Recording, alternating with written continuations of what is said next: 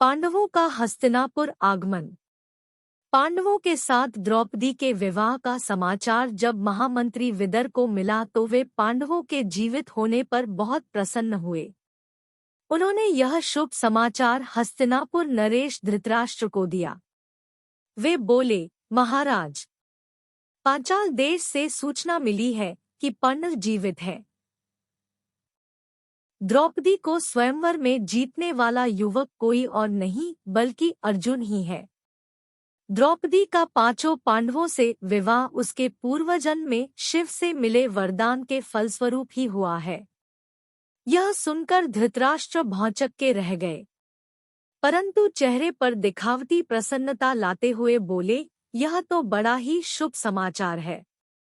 आप पांडवों और द्रौपदी के लिए कीमती उपहार भेजने की व्यवस्था करें और दुर्योधन को साथ लेकर आप पांडवों के साथ हमारी पुत्रवधू को ससम्मान हस्तिनापुर ले आए। पांडवों के प्रति पिता का इतना सौहार्दपूर्ण व्यवहार देखकर दुर्योधन को उन पर बहुत क्रोध आया। वह एकांत में आक्रोश व्यक्त करते हुए पिता से बोला, आपको हमारे शत्रु पांडवों पर कुछ ज्यादा ही लाड आ रहा है। क्या आपको हमारे हितों का जरा भी ध्यान नहीं है, जो आप पांडवों को दोबारा हस्तिनापुर बुलवा रहे हैं? धृतराष्ट्र ने उत्तर दिया, मैं कोई बच्चा नहीं हूँ। मैं भी आने वाले खतरे को भांप रहा हूँ। पांडवों के प्रति अपनापन मैं सिर्फ विदुर के सामने व्यक्त कर रहा था, क्योंकि वह पांडवों का सच्चा शुभचिंतक है। हमें विदुर से हमेशा सावधान रहना चाहिए। दुर्योधन बोला, हमें जल्दी ही कुछ ऐसा करना चाहिए जिससे पांडव अपने पिता के सिंहासन की मांग न कर सके। मेरी राय है कि हमें पांचाल देश पर चढ़ा कर देनी चाहिए। युद्ध में हराकर हम पांचाल नरेश द्रुपद और उसके बेटे के साथ साथ पांडवों, कुंती और द्रौपदी को भी बंदी बना लेंगे। इससे पांडवों की मान हमेशा के लिए मिट्टी में मिल जाएगा और वे हस्तिनापुर के राजसिंहासन की ओर देखना भी भूल जाएंगे। धृतराष्ट्र को अपने बेटे की यह योजना पसंद आई, पर इसे कार्यान्वित करने से पूर्व उन्होंने भीष्म पितामह, गुरु द्रोणाचार्य, कृपाचार्य और विदुर से परामर्श करना जरूरी समझा। इसलिए राजदरबार में धृतराष्ट्र ने सभी को दुर्योधन की योजना बताई। भीष्म पितामह ने इसका विरोध करते हुए कहा, यह मत भूलो कि मुझे पांडव भी उतने ही प्रिय हैं जितने कि तुम। युधिष्ठिर को मैंने वारणावत जाने से पूर्व ही युवराज घोषित कर दिया था। इसलिए मेरी सलाह है कि युधिष्ठिर को उसके पिता का राज सिंहासन लौटा दिया जाए या फिर राज्य के दो भाग कर एक युधिष्ठिर को और दूसरा दुर्योधन को सौंप दिया जाए, जिससे कौरव पांडवों की कलह समाप्त हो जाए। गुरु द्रोणाचार्य और महामंत्री विदुर ने भी भीष्म पितामह की बात का समर्थन किया। धृतराष्ट्र को भीष्म पितामह की बात उचित लगी। उन्होंने विदुर को बुलाकर उन्हें पांडवों को वापस हस्तिनापुर लाने को कहा।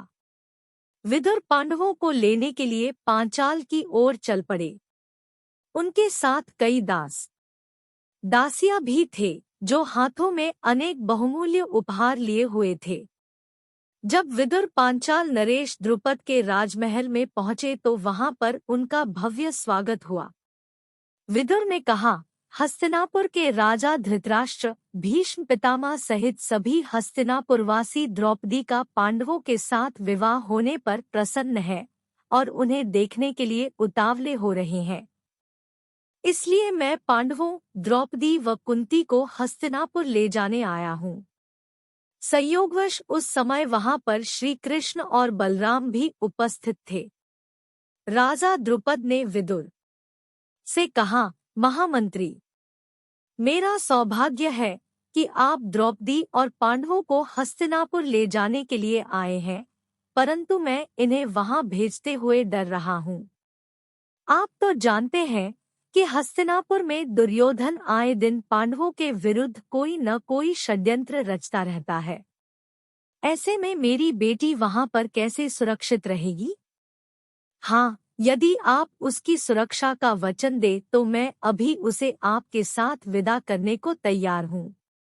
राजा द्रुपद की बात सुनकर विदुर सोच में पड़ गए कि उन्हें क्या जवाब दे, क्योंकि उन्होंने जो भी कहा वह अक्षरश सही था।